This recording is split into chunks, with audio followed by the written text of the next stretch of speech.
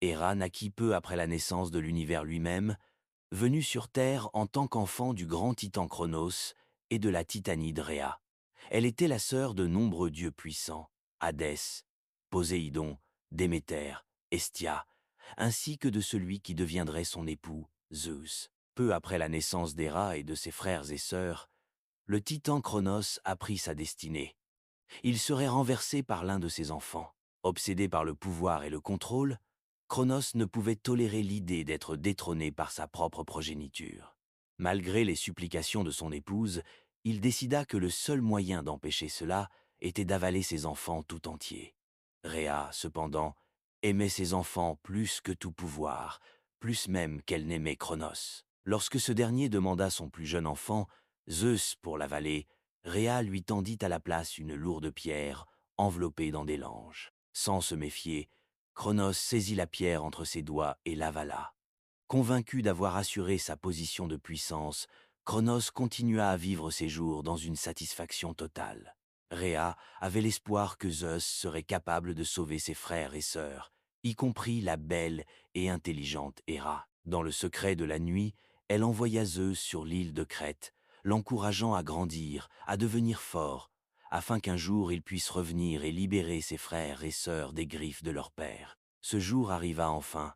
Zeus retourna sur ses terres natales, et grâce à une ruse habile, il fit boire à son père une potion qui provoquait un vomissement irrésistible. Cronos rejeta d'abord une pierre, suivi de tous les frères et sœurs de Zeus. Un à un, une longue et ardue série de batailles s'engagea, opposant la génération des anciens titans menée par Cronos à la nouvelle génération de dieux dirigés par Zeus, qui deviendrait plus tard connue sous le nom des Olympiens. Ce conflit épique fut appelé la guerre des Titans. À la fin, les Olympiens et leurs alliés triomphèrent, et Cronos, accompagné de la plupart des autres Titans, fut envoyé dans le Tartare, un abîme où il ne serait plus jamais revu. Ainsi, Héra fut une fois de plus introduite dans un monde nouveau et magnifique. Cependant, contrairement à ses frères et sœurs, elle ne fut pas élevée sur le mont Olympe. Selon certains récits, Héra passa sa jeunesse dans les jardins des Hespérides. Quel lieu splendide pour grandir et apprendre! Les jardins des Hespérides étaient une vaste étendue verdoyante, éloignée du reste du monde. On disait qu'il s'agissait de l'endroit le plus beau de toute la terre, et très peu d'êtres, qu'ils soient mortels ou divins, étaient autorisés à y entrer. Les Hespérides y résidaient. Ces nymphes du crépuscule symbolisaient la lumière dorée qui scintille à l'horizon et glisse sur les montagnes à la fin de chaque journée. Elles remplissaient parfaitement leur rôle. Ces nymphes étaient belles, calmes, contemplatives et joyeuses. Leurs cheveux allaient du blond fraise au roux intense, en passant par le rouge profond. Leurs vêtements semblaient tissés de soie et d'or, scintillant à chaque pas gracieux qu'elles faisaient à travers les jardins. Chaque soir, elles ouvraient la voie avant que Nyx ne fasse tomber le soleil, travaillant en harmonie pour envelopper le ciel et la terre d'un sublime manteau de lumière dorée. Le jour, elles se prélassaient dans les jardins, baignées par la lumière du soleil, absorbant ses rayons comme si cela les nourrissait et les animait. Ces nymphes savouraient chaque instant de la vie, d'une manière que peu d'autres créatures pouvaient comprendre. Cela dit, il était aisé de profiter de la vie dans un lieu aussi incroyablement magnifique que leur jardin.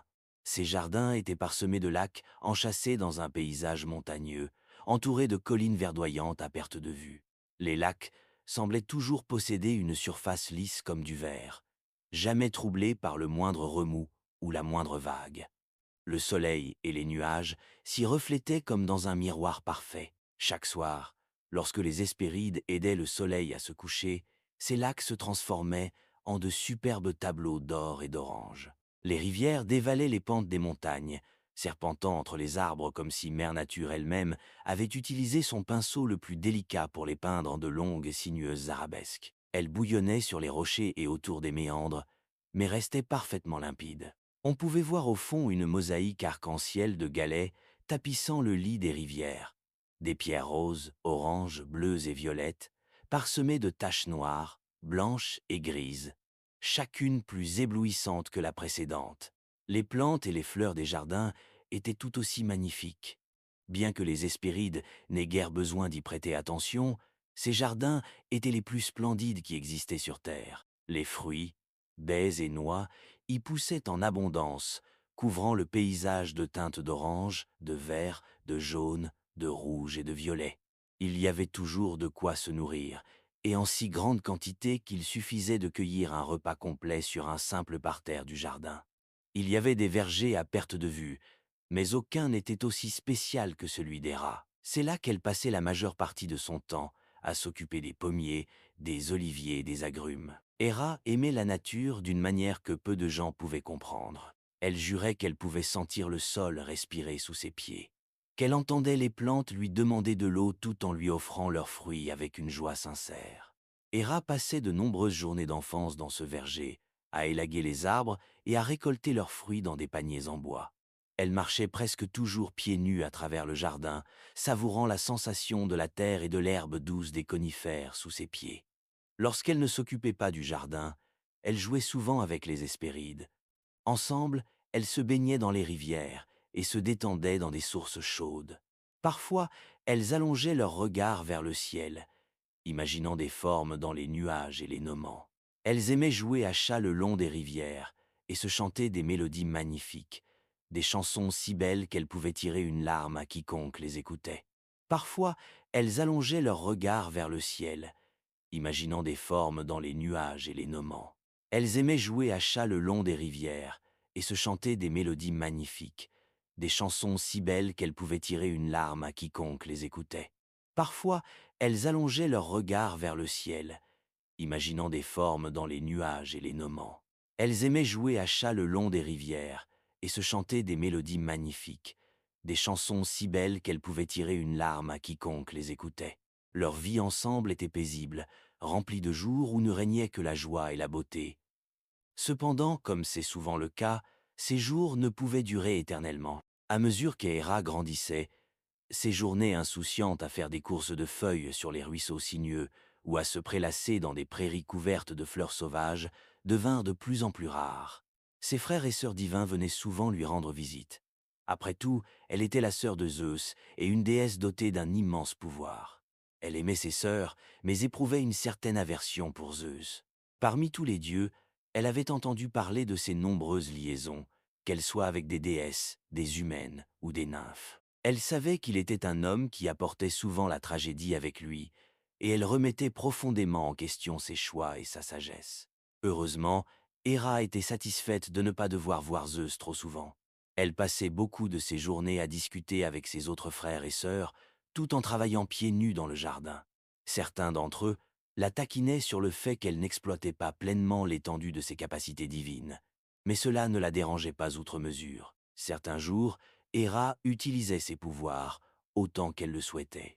Elle s'allongeait dans les prairies douces des jardins, l'herbe sucrée dansant autour d'elle, tandis que les grillons chantaient dans leurs recoins douillets, nichés aux abords des arbres bordant l'herbe. Lorsqu'elle était certaine que personne ne l'observait, elle levait les mains vers les nuages et les effleurait avec élégance. Avec une facilité déconcertante et de doux souffle, Héra pouvait modeler les nuages selon ses envies. Elle pouvait leur donner des formes, en faire apparaître de nouveaux ou les faire disparaître à volonté. Elle possédait le pouvoir de contrôler et de mouvoir les cieux, un pouvoir qui n'avait d'égal que celui de Zeus lui-même. Bientôt, Zeus en prit conscience. Caché dans un recoin, il observa Héra pendant un long moment, alors qu'elle vivait paisiblement sa vie dans les jardins des Hespérides. Jour après jour, il l'admirait davantage.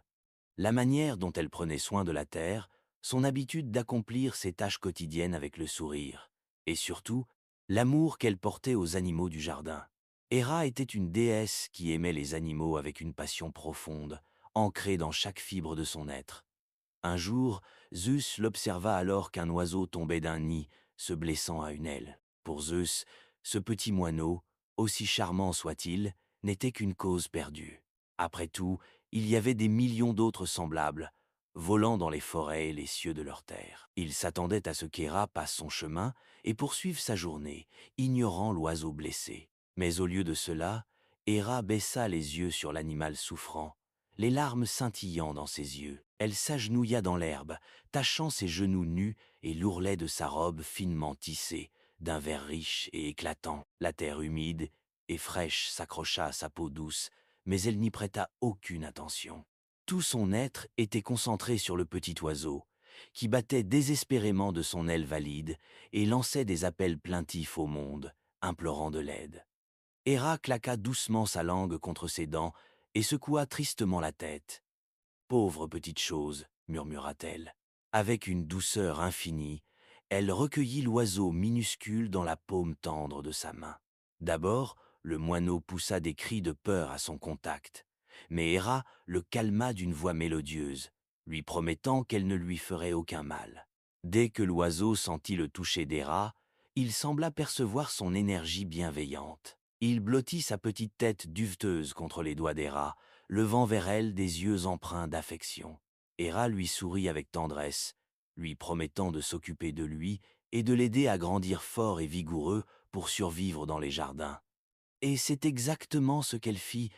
Zeus observa les heures devenir des jours, et les jours se transformaient en semaines. Avec chaque instant qui passait, Héra s'occupait de l'oiseau avec une attention inébranlable. Chaque matin, elle se réveillait et se rendait dans le jardin, utilisant ses mains nues pour creuser dans la terre, à la recherche de vers, afin de nourrir l'oiseau. Elle ne se souciait pas de la sensation de la terre humide et fraîche sur sa peau, ni du parfum riche et terreux qui dansait dans l'air tandis qu'elle explorait le sol fertile. Finalement, elle dénichait quelques vers enfouis sous la surface. Elle les déposait dans une main et, de l'autre, parcourait les jardins pendant quelques instants, ramassant des graines tombées des fleurs et des plantes pendant la nuit.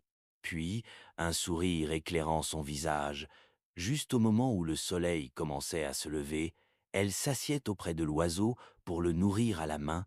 L'oiseau picorait lentement les graines, prenant soin de ne pas blesser la peau douce des rats. Une fois repu, chaque jour, il se blottissait affectueusement contre elle, nichant sa tête et son aile blessée contre ses doigts. Il était évident que l'oiseau avait une confiance totale en Héra, et celle-ci l'aimait de tout son cœur. Zeus n'avait jamais vu un lien aussi profond entre une créature et un être.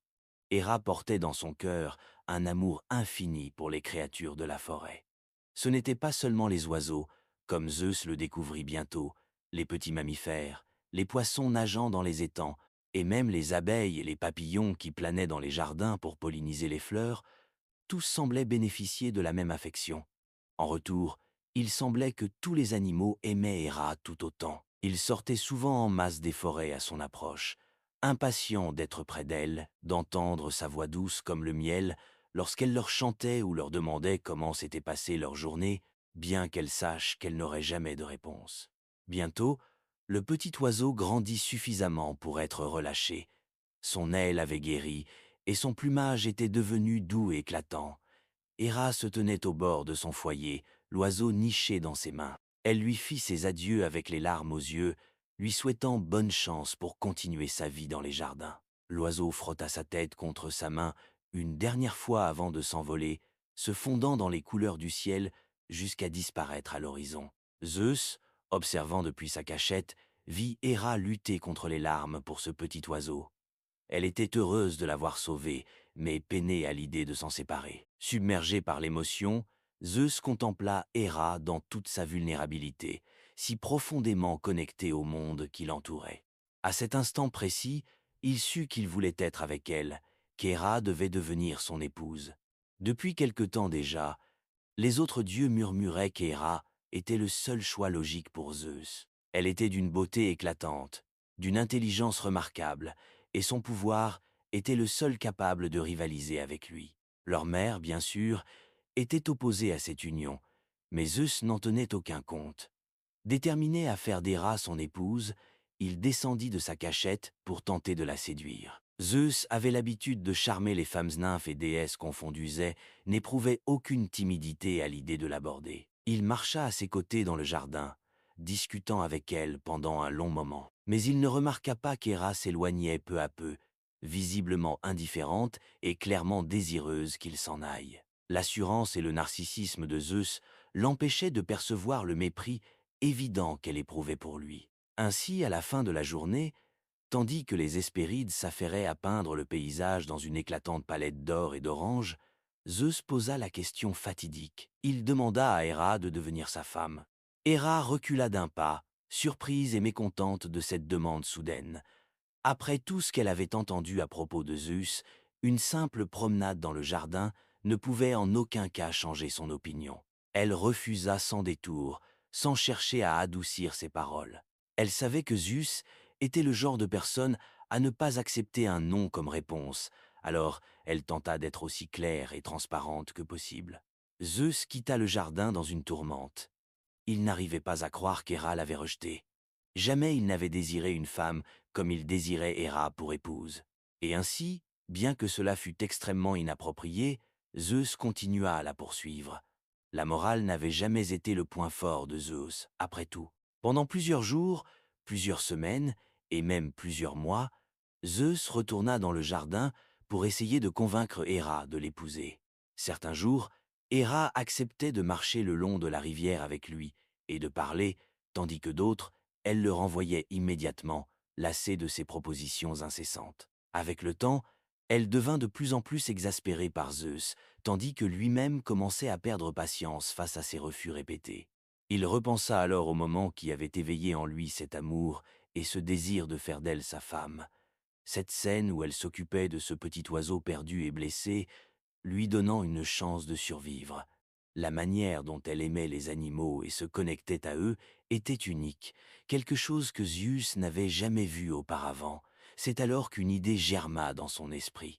Sachant combien Héra tenait aux animaux, il crut qu'en se transformant en animal, il pourrait gagner son cœur et la faire tomber amoureuse de lui. Une nuit, alors qu'Héra était blottie dans son lit, les pieds réchauffés par le crépitement d'un feu de cheminée, Zeus fit déferler une tempête massive sur les jardins. Héra n'y prêta pas attention, savourant simplement le doux bruit de la pluie tambourinant sur le toit. Zeus se métamorphosa en un magnifique oiseau, un coucou, et descendit à travers la tempête. Lorsqu'il atteignit la maison d'Héra, il était trempé jusqu'aux os, à peine capable de continuer à voler. Il s'écrasa sur le rebord de la fenêtre avec un bruit sourd, alertant Héra de sa présence. Elle se leva de son lit, repoussant sa couverture tissée et portant une main à sa poitrine, tandis qu'elle avançait vers la fenêtre pour en découvrir l'origine. Lorsqu'elle aperçut le coucou allongé sur le rebord, les plumes en désordre, tout son corps tremblant sous le froid de la pluie, sa méfiance s'évanouit instantanément. « Pauvre petit !» murmura-t-elle d'une voix douce et mélodieuse. Avec une infinie précaution, mettant plus de délicatesse que lorsqu'elle avait recueilli le moineau, elle prit Zeus dans sa forme de coucou entre ses mains. Elle s'émerveilla à voix haute que l'oiseau ait pu voler dans une tempête aussi violente. Sincèrement émue pour cette pauvre créature piégée sous la pluie, elle lui promit qu'elle allait le sécher et le réchauffer. Héra traversa sa maison et s'assit près du feu. Avec un chiffon de laine, elle commença doucement à sécher Zeus, plume par plume. Son toucher était si délicat que Zeus eut l'envie irrépressible de reprendre sa forme originelle et de lui confesser une fois de plus son amour. Mais il se retint.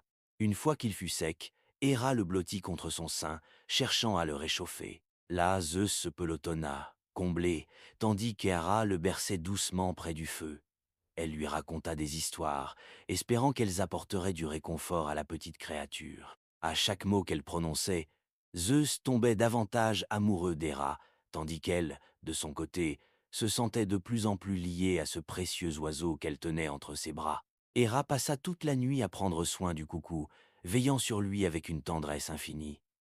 Lorsque vint le moment de le libérer, elle ne put s'y résoudre. Elle décida de le garder près d'elle pour la nuit, au moins jusqu'à ce que la pluie cesse.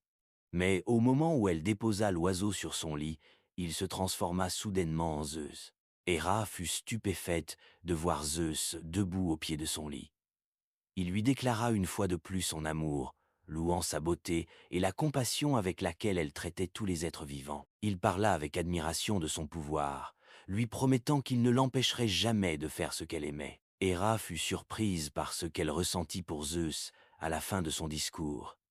Elle savait qu'il l'avait trompée et était certaine qu'il tenterait de la tromper à nouveau. Pourtant, elle comprenait qu'un jour, elle devrait se marier, et elle se sentit chanceuse d'épouser un homme qui semblait l'aimer aussi profondément que Zeus le prétendait. Cette nuit pluvieuse dans la cabane, Héra accepta d'épouser Zeus. Ensemble, ils célébrèrent un mariage secret au bord d'un lac. loin de leurs parents. En cadeau de mariage, Héra reçut un arbre portant des pommes d'or. Elle planta l'arbre dans le jardin et vint presque chaque jour lui rendre visite. Cet arbre devint son bien le plus précieux, et elle fut reconnaissante de pouvoir passer de nombreuses journées dans le réconfort de sa présence.